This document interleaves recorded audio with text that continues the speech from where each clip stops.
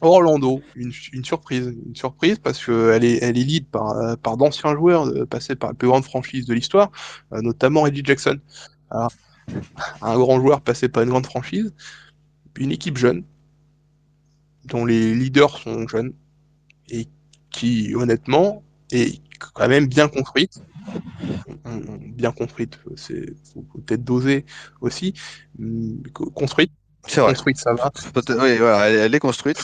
Et quand on parle de jeunesse, honnêtement, les meilleurs joueurs ne sont pas les plus jeunes. Oh, Jaren Jackson Jr., c'est 22 ans, monsieur, elle vous trop dur. Jardy Barrett, c'est 21 ans.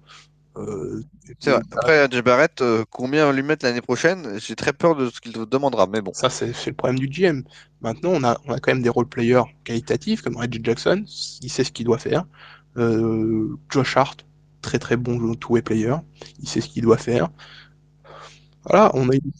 mais je trouve qu'on a effectivement un bon mélange de stars assez jeunes et de cadres qui vont être plus vieux et qui vont pouvoir driver un peu tout ça. Après, Et ça nous amène à oui, 2 victoires enfin, en 4 matchs. Ça fait 2-2 au de bilan. dos au bilan. Cependant, la petite stat qui fait mal, moins 9,7 en différentiel points marqués, points encaissés.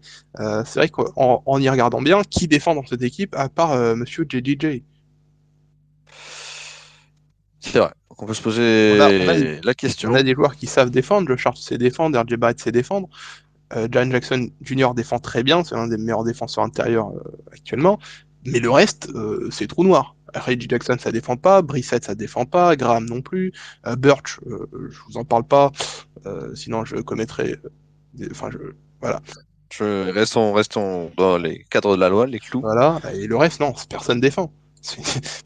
Le reste, personne ne défend. Il va peut-être falloir faire un move pour je sais pas, se débarrasser d'un des meneurs, hein, Devontae Graham ou Reggie Jackson pour apporter un petit peu de défense. C'est vrai. Je donne des pistes d'amélioration, hein. Après, la défense, effectivement, les stats, on va dire, de différentiel sont un petit peu faussés par un match assez terrifiant qui a eu lieu à Boston, euh, Mais où effectivement il y a une défense 139-85. oui, Et là, oui, ça fausse un peu les stats, j'ai envie de vous ça dire. peut peut-être fausser les stats, cependant, c'est qu'il y a une réalité derrière. On ne se prend pas 135 points parce qu'on a une défense élite. C'est vrai, C'est très rare qu'une défense élite se prenne 135 points. Si on veut, c'est si vrai. on veut bien figurer, après, voilà, cette équipe elle va rien faire en playoff. Mais si on veut figurer correctement, aller chercher un petit peu de défense ne sera pas de trop. C'est vrai. Je viens de voir que les Nets avaient une moyenne de points encaissés de 125. Je suis terrifié. On en parlera plus tard de cette équipe frauduleuse. Donc ouais, le Magic, honnêtement, play-in. Puis voilà. Et s'ils sont en bonne forme, si RJ Barrett monte le step-up qu'on attend depuis déjà maintenant un 5 moment, hein. siècles à peu près, je crois. Exactement. Époque les Si Jaren Jackson Jr. arrête de fall out C'est un gros problème de Jaren Jackson Jr. Il y a deux problèmes avec Jaren Jackson Jr., les fautes et les blessures. Alors, c'est oui, ça fait 2 problèmes quand même assez majeurs pour un joueur. assez Mais bon, majeur pour un joueur. Cependant, quand il est sur le terrain, c'est quand même une valeur, il est une excellent. valeur défensive incroyable. Après, J'aime beaucoup le joueur. après 36 millions, peut-être que le GM a marché sur la tête. On sait que, notamment en attaque, ils étaient pourvus d'un Tyler Hero qui aurait peut-être pu faire du bien. Euh, surtout Heureusement, il est parti. vu son début de saison. Il est parti dans un trade contre Reggie Jackson et Oshie Brissett. Bon, on ne commentera pas les trades de certains GM qui sont un peu bizarres, mais voilà.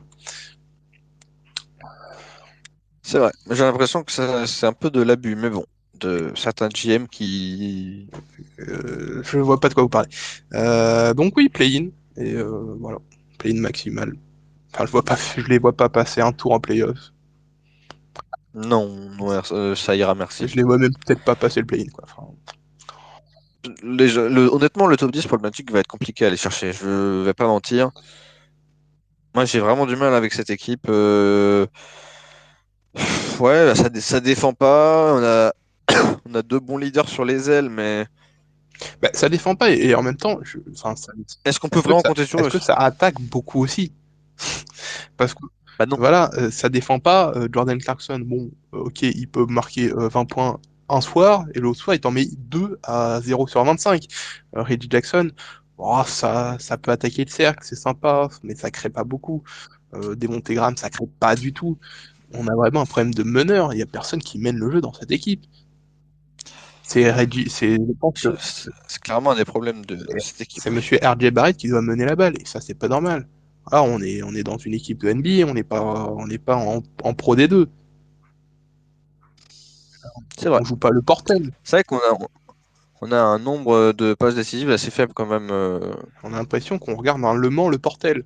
Et encore, à Le Mans, on a un GOAT en la personne de Tate Tarpey.